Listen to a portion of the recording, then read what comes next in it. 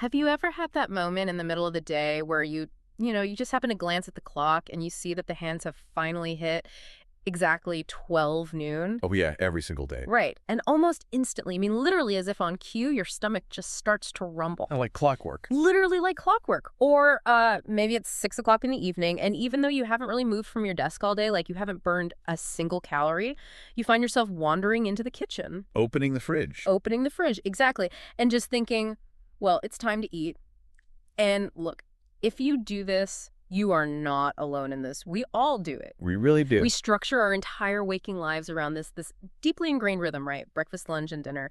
But today, we're going on a mission to completely deconstruct that exact paradigm. Which is going to be fun. It is, Yeah. because we are going to ask a really fundamental question. Should we ditch the rigid structure of 3 square meals a day entirely and, I don't know, finally embrace culinary spontaneity? I mean, it is a phenomenal question to ask, primarily because that midday stomach rumble feels so undeniably physical. Yeah, it feels real. It feels completely real. When you look at the clock and feel hungry, you just assume your body is running on empty, like a car's fuel gauge hitting the red line. Yeah, exactly. But endocrinologically speaking, that is rarely what's actually happening. Your body releases this hunger hormone called ghrelin. And the fascinating thing about ghrelin is that it basically operates through Pavlovian conditioning. Wait, like the dogs with the bells? Exactly like the dogs with the bells. Yeah. Your brain learns your daily schedule. So if you eat at noon every single day, your brain anticipates that routine and actually spikes your ghrelin levels at like 11:45 a.m. Oh, wow. Yeah, essentially setting off an internal alarm clock. You aren't necessarily depleted of energy, right? Huh. Your body is just bracing for the food it has been trained to expect at that specific hour. So my stomach is literally just following a software script running in the background, just like pinging me with an alert purely based on the time, completely regardless of my actual battery level. That totally shifts how I view my own appetite. It's wild, isn't it? It really is. And to guide us through unpacking this today, we are drawing on a really fascinating mix of modern cultural analysis, nutritional psychology, and a surprisingly relevant book from way back in 1942. Such a good book, too. It is. It's by the legendary American food writer M.F.K. Fisher, and it's titled How to Cook a Wolf. And Fisher's wartime perspective, combined with some really sharp modern research, is going to be our roadmap for this depth dive today. And it's a great roadmap. Yeah. And to help me and you listening navigate all of this, I'm thrilled to be joined by our resident expert. Glad to be here. This topic touches literally everyone's daily routine. And understanding the history behind why your ghrelin spikes when it does is going to completely upend how you think about your next meal. Okay, let's unpack this. Starting with the history of our eating schedule. Because if our bodies are just running a conditioned script, who originally wrote the code? Because I've always assumed that the 3-meal day was, I don't know, an evolutionary hangover from our hunter-gatherer days, or at least deeply tied to our agrarian past. Yeah, that is a very common assumption. But the historical record tells a completely different story. Really? Oh, absolutely. Before the modern era, meal timings were incredibly fluid. Think about it. In an agrarian society, you ate based on sunlight, the seasons, and just the specific chores of the day. So whatever needed to get done dictated the food. Exactly. A farmer might eat something really hearty at dawn before working the fields, or maybe they'd work first and eat later. The meals themselves were made up of vastly different foods depending on what was available. Right, whatever was in season. Yeah. And the timing of those meals, historians say it kind of slipped around day to day. There was no rigid universal schedule where an entire society sat down at the exact same hour. Huh. So if the sun and the seasons used to dictate our plates, I'm guessing the extreme rigidity of breakfast, lunch, and dinner required the invention of the clock. Or I guess more specifically, the factory. Spot on. The Industrial Revolution is the turning point here. Wow. The rigid structure of a 3-meal day was absolutely not designed to serve the biological or nutritional needs of our bodies. Definitely not. And it certainly wasn't designed to maximize our culinary pleasure. It was created for one specific reason, which was to fit the modern day of industrial labor. The factory schedule completely dictated the eating schedule. That is just wild to think about. We are essentially treating our, highly complex digestive systems like an assembly line punch clock. It's the perfect analogy. Yeah. Just look at how the very definitions of our meals were permanently altered during the 19th century. How so? Well, breakfast morphed into this highly functional, very brief window. It was no longer a leisurely start to the day. You had to get some fuel in the tank before the morning shift started, or you simply wouldn't eat until noon. Right. And lunch was hardly a midday oasis either. I recall reading that this entire structure was solidified long before the concept of the paid break was ever won by labor unions. Oh yeah, pay breaks didn't exist. Right. So lunch became something purely utilitarian, just something light but fortifying that a worker had to literally wolf down as quickly as possible. Just cram it in. Yeah, cram it in so they could get right back to operating the machines. Which then leaves dinner. Dinner became the grand finale, essentially. The single sitting that happened only when the workday was entirely finished in the evening and the workers had returned home. Wow. Yeah, the labor dictated the schedule, not the human stomach. I mean, I love that punch clock analogy, but I have to push back just a little bit here. Sure. Because even if this rigid structure was birthed by the brutal demands of 19th century factories, surely it must have stuck around because our bodies adapted to it and found it to be biologically optimal, right? You'd think so, Sure. but I mean, human beings are incredibly resourceful. Why else would we universally maintain this three-meal schedule so rigidly in the modern era if it was nothing more than an outdated factory rule?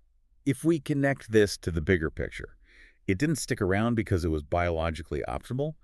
It endured because those rigid, synchronized time slots created the absolute perfect landscape for corporate influence. Oh, wow. Think about it. Once you have an entire population culturally mandated to sit down and eat at 3 very specific, predictable times a day, you have a captive audience. Right. And once you have a captive audience, tycoons and moralists can step in and start molding exactly what goes onto their plates during those specific slots. Ah, I see. So the factory owners controlled the when, which then opened the door for food tycoons to control the what. Exactly. And that brings us to the late 19th century and some very recognizable names, specifically John Harvey Kellogg. Okay, wait. As in cereal aisle Kellogg, the cornflakes empire. The very same. Kellogg, alongside his fellow members of the Seventh-day Adventist Church, was deeply involved in a burgeoning healthy living movement in the United States. Okay. They set up these sweeping sanatoriums, most famously in Battle Creek, Michigan, where they promoted extremely specific diets. But their promotion of what we should eat, particularly for that rushed pre-shift breakfast slot. Right, the fuel up slot. Yeah, it was steeped in a heavy, uncompromising, moralistic undertone. Right, because they were fiercely anti-stimulant, weren't they? Very much so. They believed that spicy, heavy, or, flavorful foods would excite the passions and lead to sin. Yes. So they promoted these incredibly bland breakfasts, like the cereal flakes they invented. And MFK Fisher, in her 1942 book, had this brilliantly brutal description of it. She famously called this type of cereal a pale pabulum made of wheat.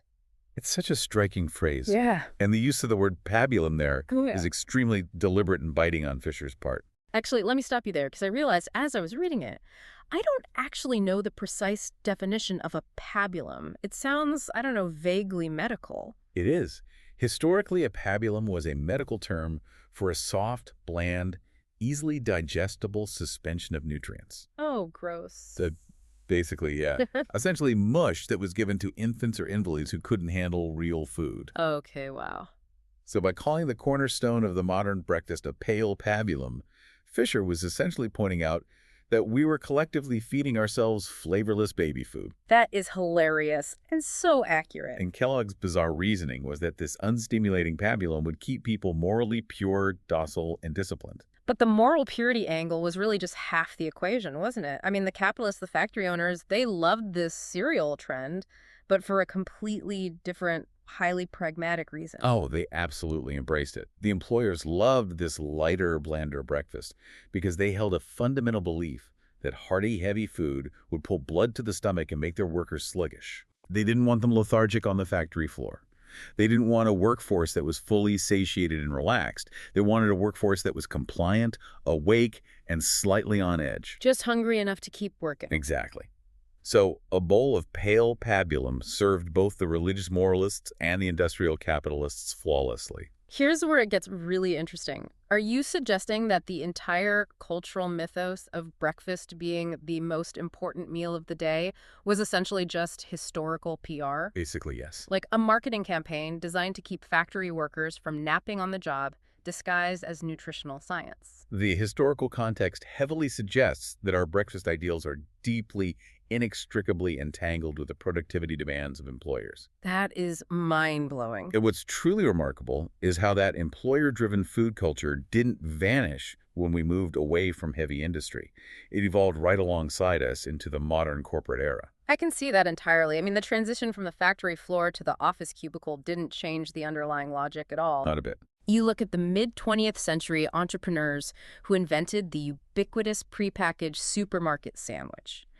That single invention birthed a corporate culture where the lunch break was effectively erased all over again. Oh, the sad desk lunch. The sad desk lunch. You have modern captains of industry figures like Alan Sugar are specifically noted for this in the research, who actively boast about the fact that their staff's lunch is nothing more than a sandwich slung on their desk while their eyes never leave the computer screen. Right. The mechanics haven't changed. It is the exact same principle as the 19th century textile worker wolfing down a piece of bread because they aren't getting paid for a break. Wow. Only now, instead of being a grim reality of the working class, it's dressed up as elite corporate hustle and hyperproductivity. That's so true. The modern sad desk lunch is the direct, unbroken descendant of the industrial workday lunch. Okay, so we've firmly established that the three-meal schedule is a wholly artificial construct. It was driven by the industrial punch clock, populated by foods pushed by puritanical tycoons, and maintained by corporate productivity demands. Yeah. But here is the friction. If we cognitively know all of that is true, why does failing to maintain this schedule feel so emotionally terrible? Oh, the guilt is real. Right. Why do we feel a profound sense of guilt when we skip dinner or eat cereal at midnight? Well, that brings us to the psychological fallout of this paradigm, which is immense. And the irony is that this psychological pressure is peaking at the exact moment when the actual practice of eating 3 meals a day is breaking down. It really is. The reality on the ground is shifting rapidly. Exactly. The pandemic lockdowns completely scrambled our daily routines, and demographics are changing with a massive rise in people living alone. It's true. There was actually a headline in the Times recently that captured this perfectly. It said, "A nation of snackers, Britons no longer eat 3 meals a day." Oh, totally. So practically speaking, we are grazing, we are skipping, we are eating at weird hours. But, and this is the kicker, the ideal of the structured sit-down meal is still fiercely, almost violently defended, particularly when it comes to the concept of the family dinner. Oh, the sacred family dinner. Exactly. People argue that the daily orchestrated family dinner is the absolute bedrock of a child's overall physical and mental well-being. Which, on the surface sounds wonderful. Gathering around a table to connect is a beautiful concept. It is. But nutritionist Laura Thomas brings a very grounded material critique to this ideal. She points out that the implicit demands of orchestrating this nightly event, the meal planning, the grocery shopping, the actual cooking, the synchronization of everyone's schedules, the invisible labor of a meme that almost universally falls on the shoulders of women. Absolutely. And the burden is exponentially heavier for working-class women who might be coming off a grueling shift themselves. It's an enormous amount of pressure. And academic Anne Murcott really gets to the heart of what this nightly ritual has come to symbolize. She argues that the modern cooked dinner isn't actually about the nutritional value of the food itself anymore. Then what is it about? It has come to represent a typical, even orderly domestic life. I love that insight. So, the evening meal is fundamentally an analogy for having your life together. Exactly. It's almost like the cooked dinner has become a nightly theatrical performance. If you don't manage to put on the play every single night at 6 o'clock with all the right props, the protein, the vegetable, the starch, and recite the right script, you don't just feel like you made a dietary misstep. No, you feel like a moral failure. Exactly. Even though, as we just unpacked, the script for this play was literally written by 19th century factory owners trying to optimize loom production. It's crazy. When you elevate a meal schedule to serve as the ultimate proxy for an orderly life, any deviation becomes an indictment of your character. Yeah. There's a very raw, revealing anecdote from the source material about this exact phenomenon that illustrates the emotional toll perfectly. A writer shared their experience during a period of poor mental health, where just the sheer pressure of orchestrating the first meal of the day became utterly paralyzing. Yeah, that anecdote is so visceral. They described literally cowering in bed, crippled by indecision, basically terrified of the kitchen. And the root of that terror wasn't a fear of starvation. The author recognized that their anxiety stemmed from the deeply internalized belief that failing to consume a properly balanced breakfast meant they were, in their words, failing at life more generally. I think an incredible number of people listening can instantly relate to that exact suffocating anxiety. To hear it stated that clearly is validating. It really is. All of these prescriptive models we've inherited, whether it's calorie counting or hitting strict meal times, or the moral panic over breakfast being the most important meal they manufacture, genuine shame. You feel time pressured, you feel like you lack the domestic orchestration skills everyone else seems to have, Right. and you end up feeling like an absolute failure just because you didn't have the energy to eat a bowl of pale pabulum at 8 a.m. It is a profound burden. Which brings us to the necessary pivot. How do we dismantle it? Yes, please. If this structure is harmful, artificially imposed, and causes immense anxiety, what is the practical alternative for our daily lives? Well, this is where we circle back to our brilliant 1942 guide, MFK Fisher. She was confronting this exact rigid nutritional dogma over 80 years ago. Ahead of her time. So ahead of her time. Remember, she was writing How to Cook a Wolf during the height of wartime food shortages and rationing, a time when the government was heavily prescribing exactly what citizens should eat. And yet, she had some incredibly blunt, rebellious advice. I love her advice. She wrote that claiming each of the 3 daily meals must be perfectly balanced is, and I quote, one of the stupidest things. She was wonderfully uncompromising. Fisher observed human nature and pointed out the obvious. Not everyone needs or even wants 3 meals a day. Right. She noted that many people actually function far better on 2 meals, or 1 1/2, or perhaps 5 smaller ones. She entirely discarded the rigid mathematical balance that the Puritans and the nutritionists of her era were relentlessly pushing. Instead, she advocated for a completely different metric for eating, genuine satisfaction. Imagine that. Right. She painted this deeply appealing picture of preparing such good, generous, soul-warming food. She talks about rich casseroles and massive bowls and overflowing platters, that your real sensuous appetite is fully satisfied. Beautiful. The logic being, if you actually listen to and satisfy that real human appetite, you won't be left with a superficial conditioned appetite, constantly craving more. What's fascinating here is how closely Fisher's 1942 culinary philosophy aligns with the contemporary science-backed movement known as intuitive eating. Oh, yeah. That's huge right now. It is. Intuitive eating has gained immense traction recently as a direct backlash against the punitive, highly restrictive diet cultures of the past few decades.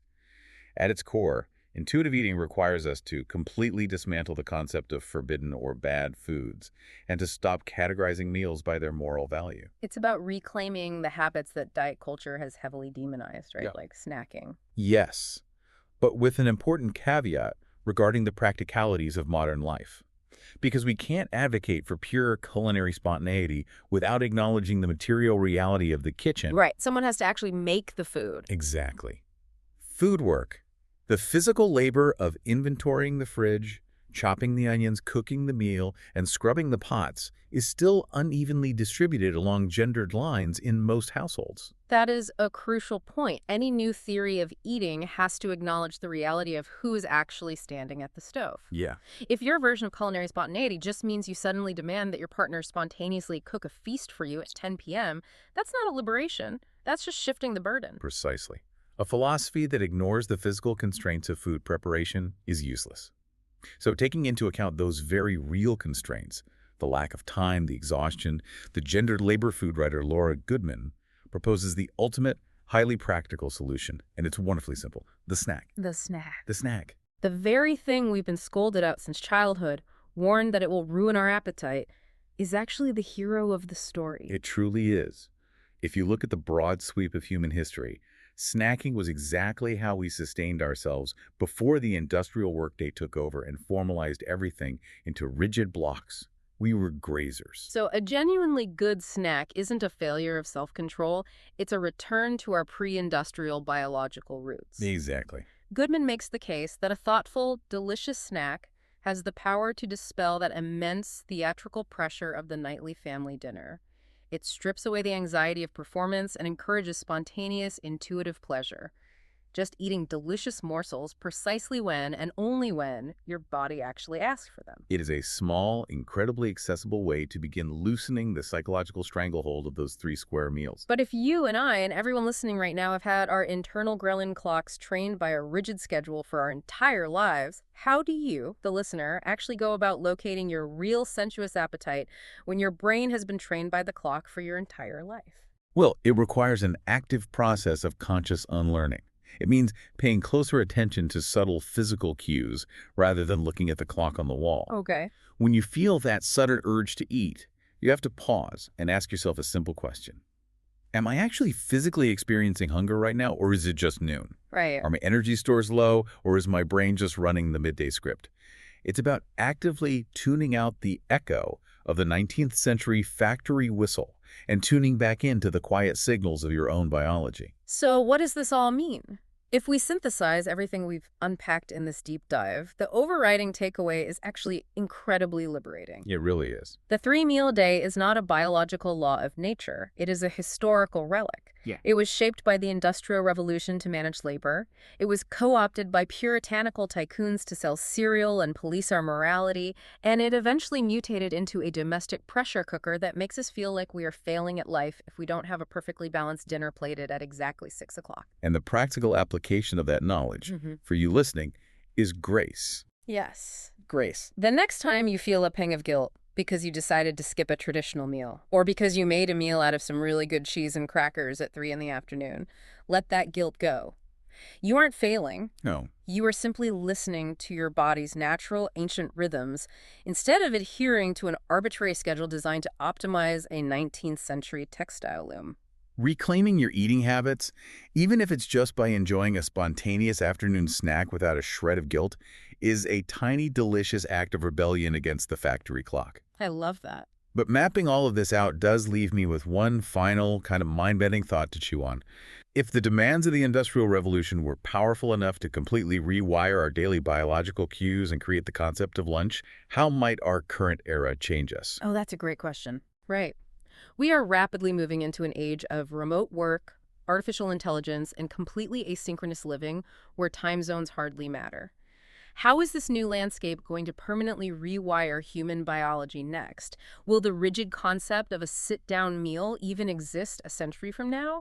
Or are we just going to naturally evolve back into a highly efficient society of perpetual, intuitive grazers? It is a brilliant question to ponder the next time you hear that midday rumble and find yourself wandering toward the fridge. If nothing else, the next time you look up at that clock and see the hands hit 12 noon, ask yourself who is really telling you to eat.